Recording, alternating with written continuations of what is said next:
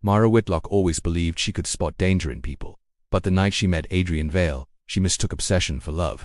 He was charming in a way that felt rehearsed, every word heavy with intention, every glance holding just a little too long. At first, she thought she was lucky to be noticed by someone so intense, so alive. But as days blurred into nights, Mara realized Adrian wasn't interested in sharing her life, he was interested in consuming it. And by the time she saw the truth in his eyes, she had already given him the one thing he wanted most: complete control. I never thought meeting her would change everything. At first she seemed like the only light in a life that had been swallowed by shadows. I was lonely, broken, tired of pretending I was fine. And then she appeared almost like she had been waiting for me. She smiled at me in a way that made the world go quiet.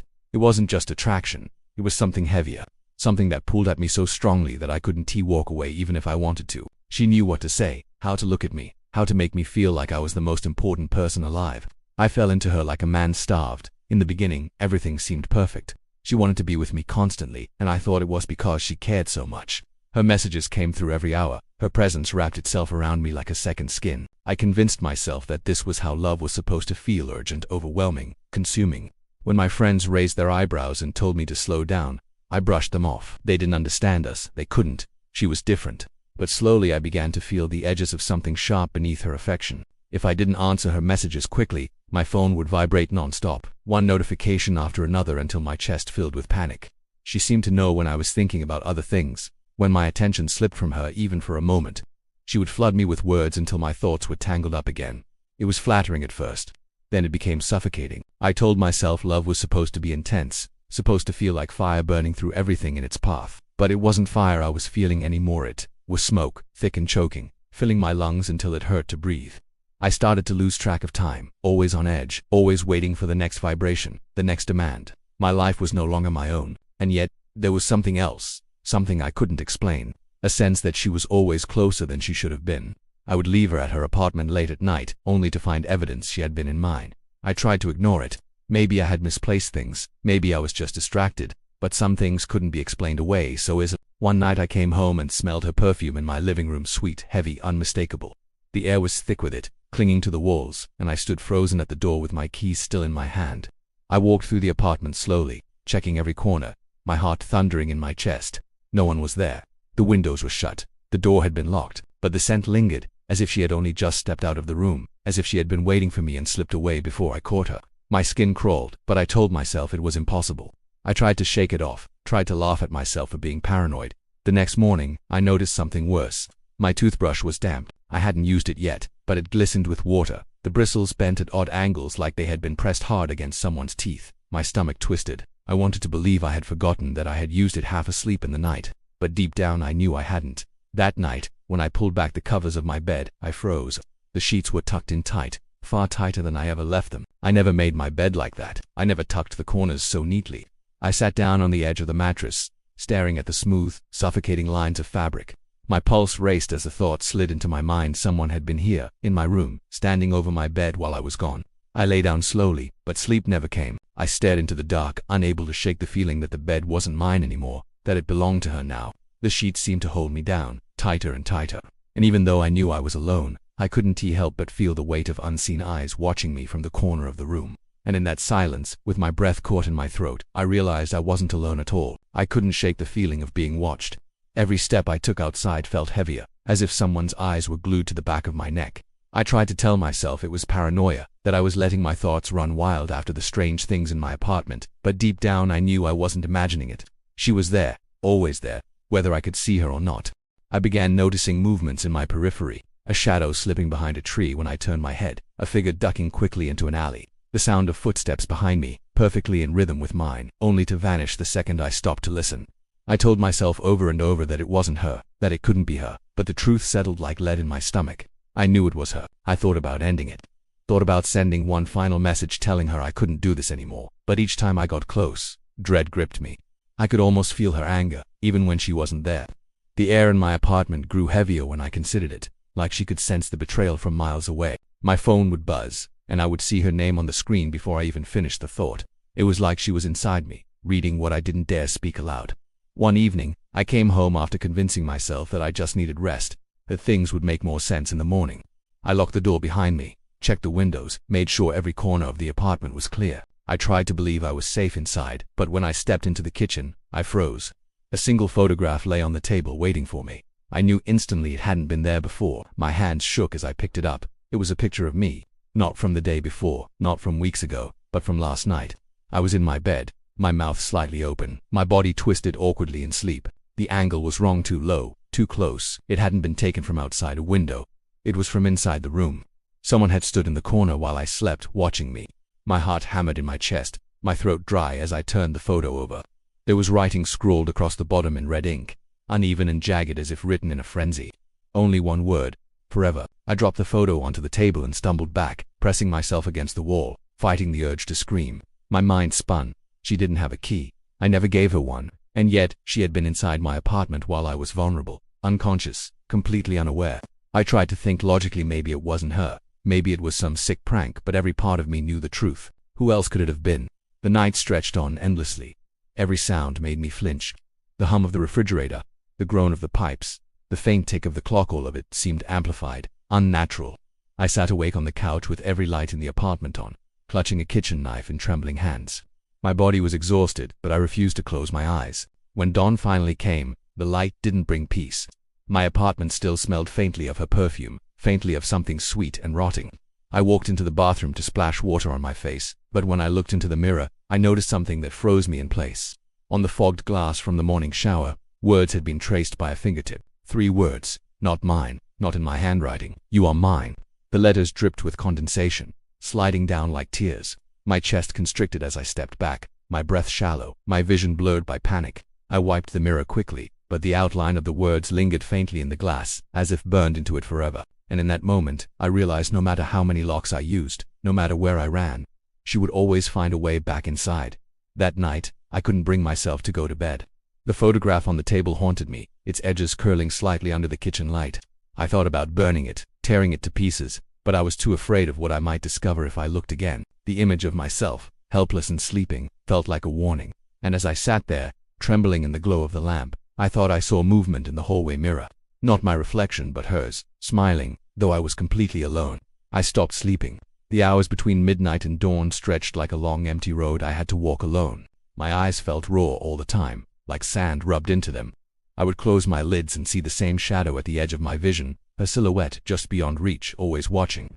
When I opened my eyes, the room was ordinary and silent, but the feeling stayed, a cold place in my chest that nothing could warm.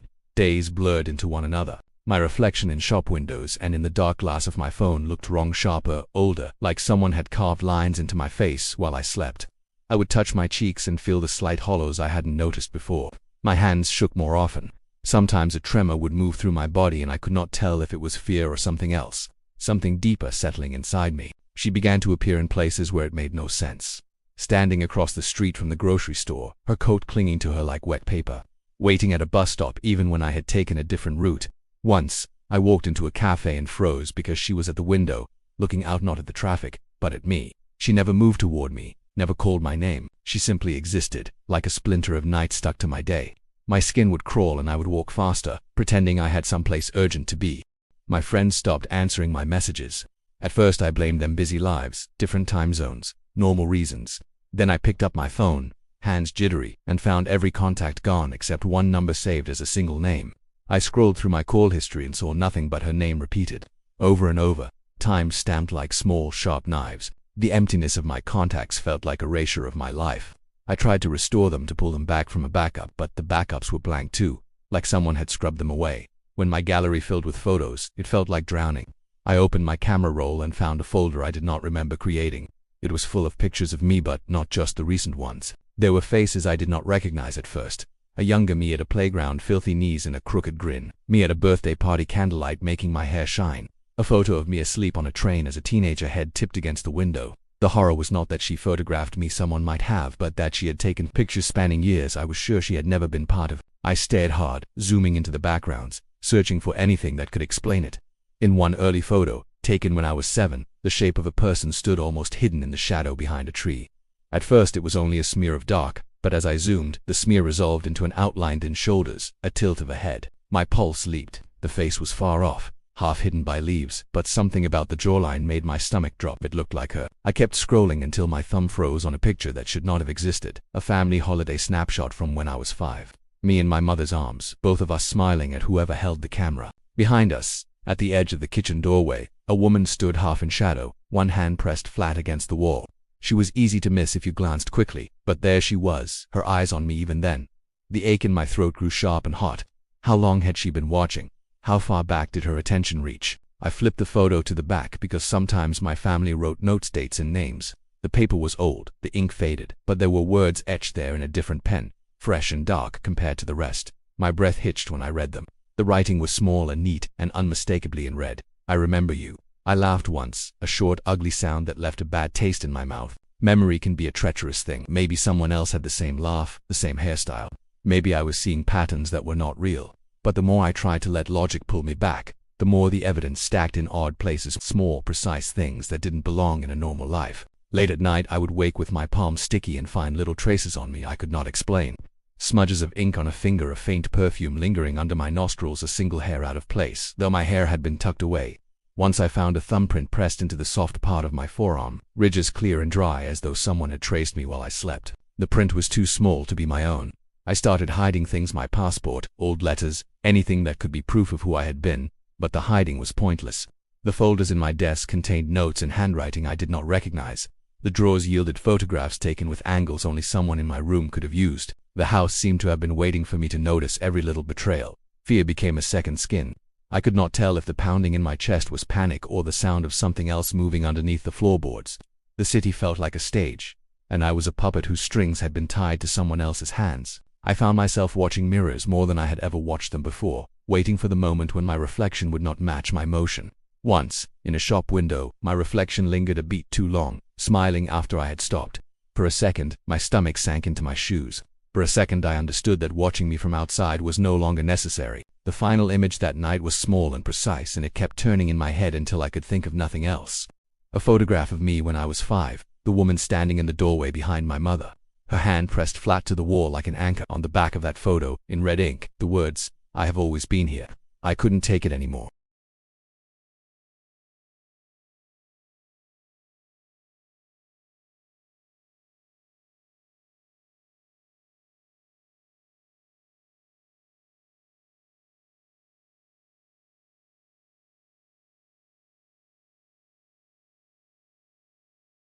I packed quickly, throwing clothes into a small bag without caring what I grabbed. My hands shook so badly that I dropped things. Socks scattered on the floor, the zipper catching again and again until I cursed under my breath. I didn't even turn off the lights before I left. I just locked the door, shoved the key into my pocket, and told myself I was leaving her behind. The drive stretched on like a fever dream. The road blurred beneath the headlights, and each shadow on the side of the highway looked like her figure, waiting, watching. Every car that appeared in my rearview mirror felt like it was following me. My grip on the steering wheel grew tighter until my knuckles turned pale. When I finally reached a small town 3 hours away, I pulled into the first motel I saw. The neon sign buzzed faintly, its red glow flickering across the wet pavement like blood seeping through cracks.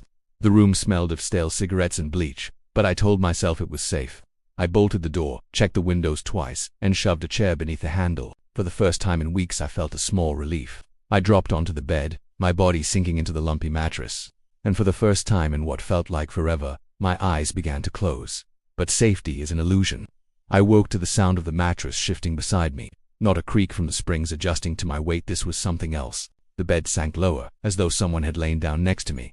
My lungs froze. I didn't dare move. The air filled with her perfume, sweet and cloying, coating my throat until I wanted to gag. My body stiffened as the scent grew stronger, thicker.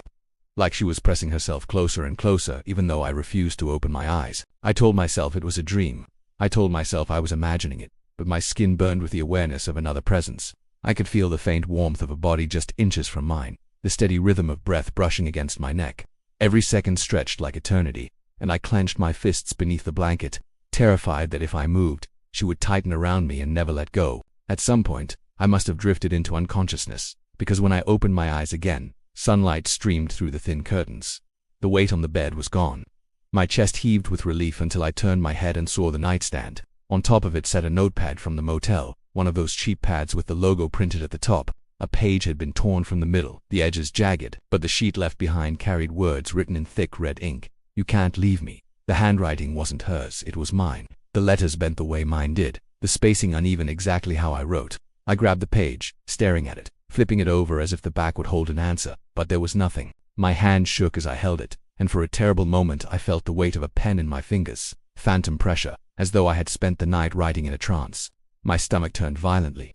I staggered to the sink, splashed cold water on my face, but when I looked into the mirror I saw smears of red across my fingertips, faint but unmistakable. The ink, my ink.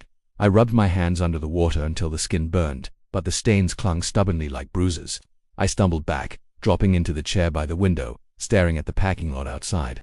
Cars came and went, strangers moved past, living their normal lives.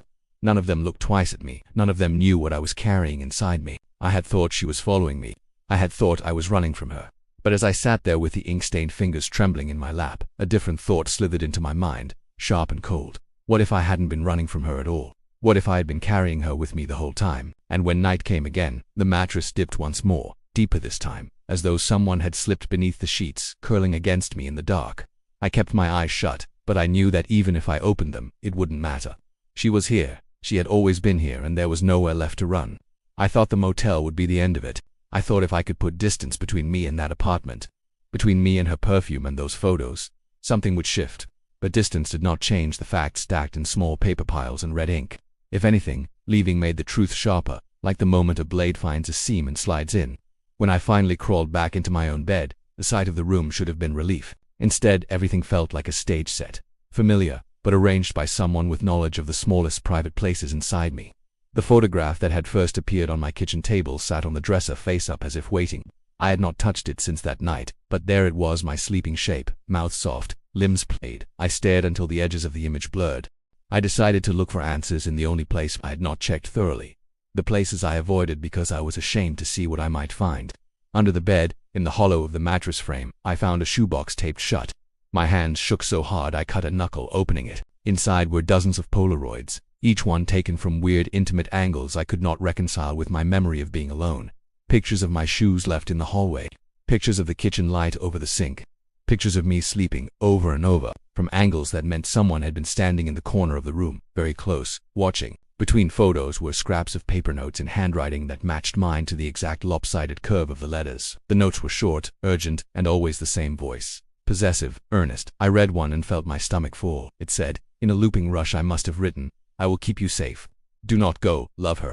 The second note was less civil. "Do not leave. I am coming." The third was a different sentence. I did not remember writing at all. "I like what I do." The ink on my fingers burned as if the words had transferred there. I flipped back through the Polaroids, until I found a photo that undid me completely. It was the one I had found on the table the first night, the sleeping picture, but layered behind it, pinned by a paperclip through both, was another image I had not seen before. In that second Polaroid I was standing over my own sleeping body, head bent as if to look closer. In my hand I held a camera. The hairline at my temple, the slope of my nose, there was no mistaking me. My own face, framed by the flash, looking down at me like a stranger. I sat on the floor and tried to remember taking that photograph. The memory refused me. There were fragments, pressure against my palms, the metallic taste of adrenaline, the hollow calm of watching myself sleep but no continuous thread. It was as if someone had cut the film and left behind the clean edges of actions I could not attach to a memory. The feeling that had started as fear morphed into a different kind of cold realization. The motel note, the mirror letters, the nightstand ink, my handwriting matched each. The chair I had wedged under the motel door had been moved the night she visited me there, and yet the ink on the pad had my letters bending the same way mine always did. My fingerprints were on the page. My skin had carried the perfume. The timeline of evidence looped back on itself until I could no longer tell cause from effect. I searched for records, messages sent, calls made, anything that would reveal when I had been writing to her and when I had been writing to myself. My phone offered nothing that made sense. There were calls logged at hours I had no memory of, locations pinged in neighborhoods I had not been awake to navigate. My friends were not there. Their names remained missing, blank spaces where people who had been important used to live. The only number that surfaced in any evidence was hers, always hers, followed by the careful, repeated trail of my own handwriting insisting she was mine. In an old drawer I found a thin spiral notebook I had never opened before. The front page was dated with a year I could not place and a name. I had written and rewritten until the ink had burned the paper. For her, the entries were uneven. Some contained tidy sentences, others were frantic lists. I read lines that made my bones ache. I find you in photographs. I am with you when you sleep. I will not let you go. In one passage, the pen shifted and the tone changed, becoming almost clinical. Dissociation occurs when stress overwhelms memory. The author of that line had added a note below it in a different pen, the same read as before. I will remember. For both of us, the realization came like a slow collapse. I had been making the records. I had been shaping the evidence. In moments I could not recall. I must have moved through rooms with the terrible exactness of a ritual, arranging sheets, tucking corners, pressing a camera shutter, slipping into the body of the watcher. She had a name, yes, but she was less a person than a role I had learned to fill. The ways she appeared across my life there in the background of childhood pictures, standing in doorways, no longer seemed like supernatural intrusion, but like an imprint of a habit I had begun so long ago I had stopped tracing its origin. That thought should have been a release, an explanation, but instead it opened a deeper door. If she was inside me, not separate from me, then what did it mean when I found images that showed me doing things I could not remember? What did it mean to read notes in my own hand promising violence or protection, as if both were the same currency? I sat back against the wall and felt a pressure on my chest, as if someone had leaned into me from the other side. The air smelled like her perfume, impossibly sharp. My reflection in the mirror over the dresser looked tired and small and certain of nothing. I reached for the camera on the dresser, my camera part compulsion, part need. The screen was dark, but when I thumbed through the gallery, a new image blinked into being at the end. It was a photograph from just moments ago. The picture was taken from behind me. It showed my bed, the rumpled covers, the chair by the window. In the chair sat a woman I did not recognize, except for the way her head tilted, the way her smile held, the slight shadow at the corner of her mouth that matched a childhood portrait I had kept hidden for years. She looked toward the bed, toward where I sat on the floor, and her hands were folded neatly in her lap. I did not remember taking that photo. The camera was still warm in my hand. The room was silent, but for the small tick of the clock. Outside, the street was quiet. Inside, something moved behind the mirror, just a breath away, and I realized, with a slow and rotten clarity, that whether I remembered or not, the watching would continue. I pressed my thumb to the screen to enlarge the new image. The woman in the chair leaned forward as if to stand, but the moment was frozen in silver and light. My chest tightened until my vision tunneled. I looked down at my hands and saw ink on the tips of my fingers, fresh red, drying like small betrayals. The last thing I felt before the room seemed to tilt was a soft warmth against my shoulder, as if someone had reached out and rested their hand there, a gesture that could be tenderness or ownership. I could not tell which. The photograph glowed on the screen, and beneath it, in handwriting I knew better than my own name, were two words scrawled across the bottom. I had not written them, and yet the letters were mine.